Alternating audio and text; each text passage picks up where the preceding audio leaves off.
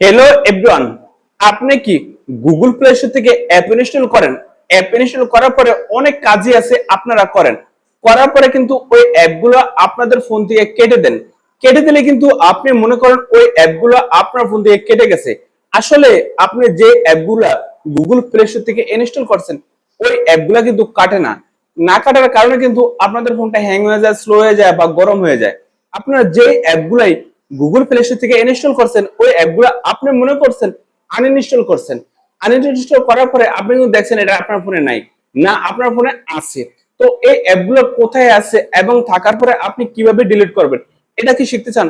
যদি এটা শিখতে চান অবশ্যই আপনি আমাদের স্ক্রিনটা ফলো করুন।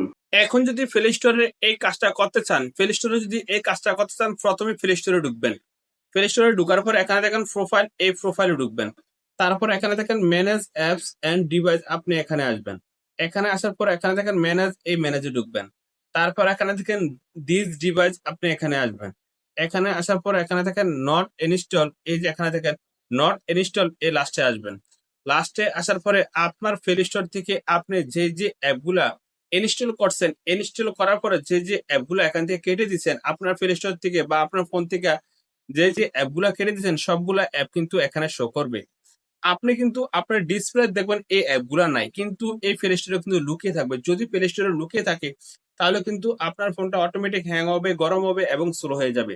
তো এখান থেকে আপনি কি করবেন, এই যে বক্স আইকন আছে এই বক্সে চাপ দিবেন।